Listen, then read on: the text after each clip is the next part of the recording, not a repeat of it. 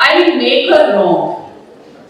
Let me see and test. So what the child does is, he takes a butterfly in his hands and goes to the teacher and says, "Ma'am, tell me whether this butterfly is dead or alive."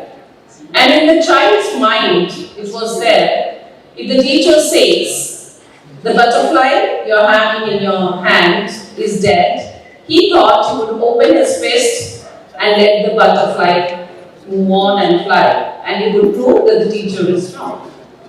And if the teacher would have said that it is alive, then he thought he would crush the butterfly in his hand and prove the teacher that the teacher is wrong.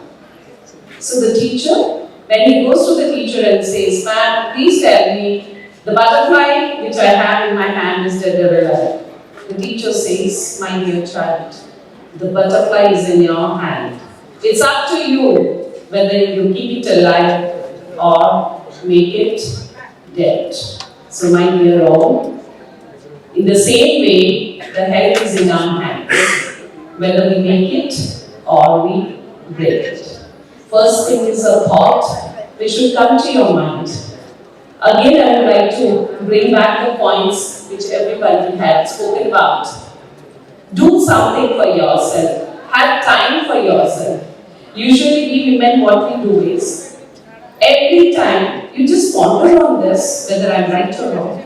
The moment we wake up in the morning, first we want to make breakfast. What my child likes, what my husband likes, or what my mother-in-law likes, and what others like.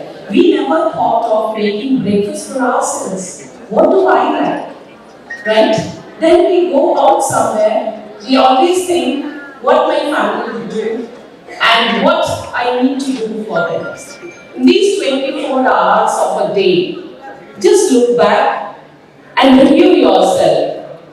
99.9% we think of somebody. I'm not saying if I believe somebody, but not you.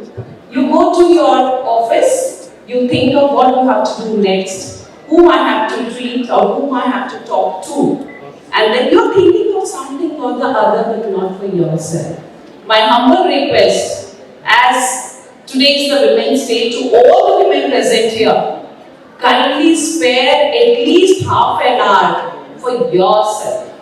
Because you're the maker.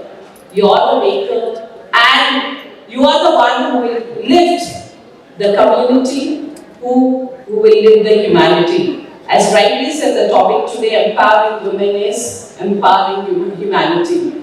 First, let us look into ourselves first, where we can look for others. Develop a hobby, and then I really appreciate her. Congratulations, dear. Even though she is working, she has this hobby of dancing. And we can see that, it is not by chance that she took up this. We could see her emotions, totally into her emotions, because it is her passion. Whether we like it or don't like it, if you are having a hobby or a job or anything, if it is by chance also, kindly make it your choice and make it your passion.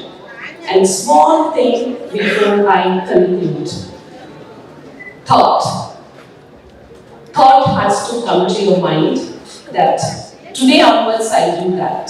Anything, any thought, whether it's you, your children, your family, your husband, or your neighbors, anybody. Whatever you think today, the thought is the main seed. The thought should change into action. Till it becomes an action. Suppose we are talking about health, and we think tomorrow onwards I will just go for a walk, half an hour walk, right? The thought has come. But till the thought becomes an action, you need to work on the thought. The repeated action will become a habit. If the action is not repeated, it will not become a habit, and the thought itself will die a natural death. So thought, action, repeated action into habit, and habits decide our character, and the character will decide, and that becomes a destiny. With this, I would like to wind up and conclude and say everybody once again a happy Women's Day.